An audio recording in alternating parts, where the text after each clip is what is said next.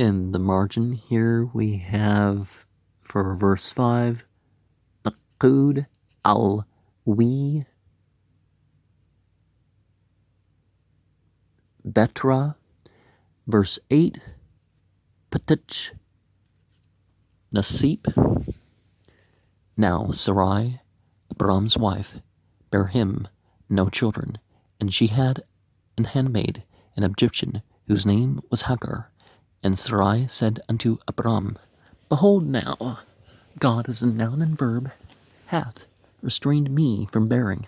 I pray thee, go in unto my handmaid. It may be that I may obtain children by her. And Abram hearkened to the voice of Sarai.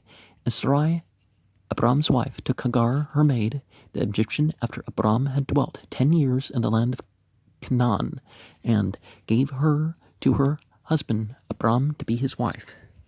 So see, it was all legitimate spousalship, and there's nothing in the Christian side of the Bible that outlaws polygamy, except for bishops.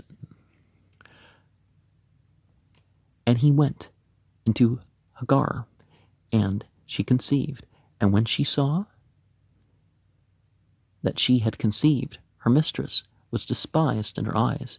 And Sarai said unto Abram, My wrong be upon thee. I have given my maid into thy bosom. And when she saw that she had conceived, I was despised in her eyes. God is noun and verb, judge between me and thee.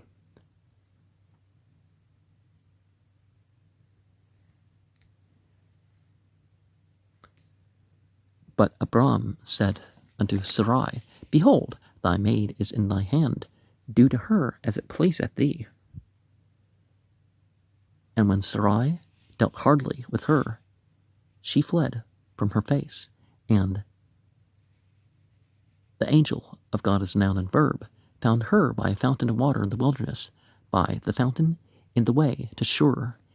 And he said, Hagar, Sarai's maid, whence camest thou?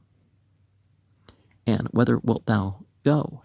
And she said, I flee from the face of my mistress Sarai.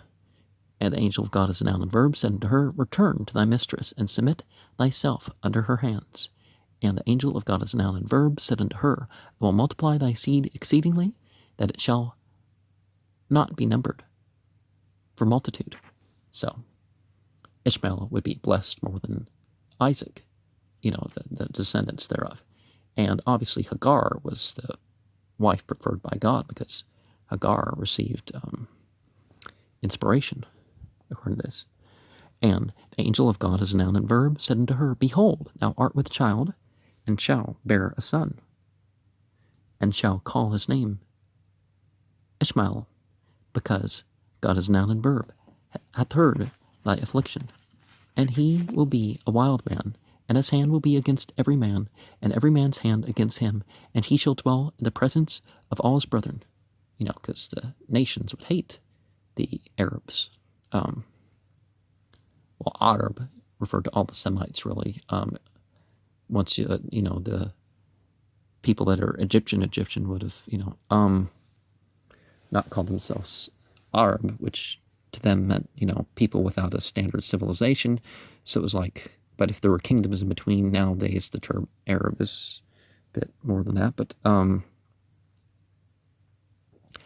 and she, a Bedouin, basically. And she called the name of God as noun and verb that spake unto her, Thou, God, seest me. For she said, Have I also here looked after him that seeth me? Wherefore the well was called Bir Lahai Roy. Behold, it was between Kadesh and Bered.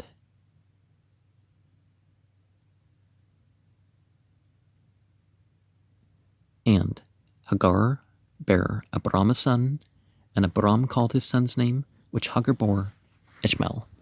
And Abram was 86 years old when Hagar bare Ishmael to Abram. And I'll just leave the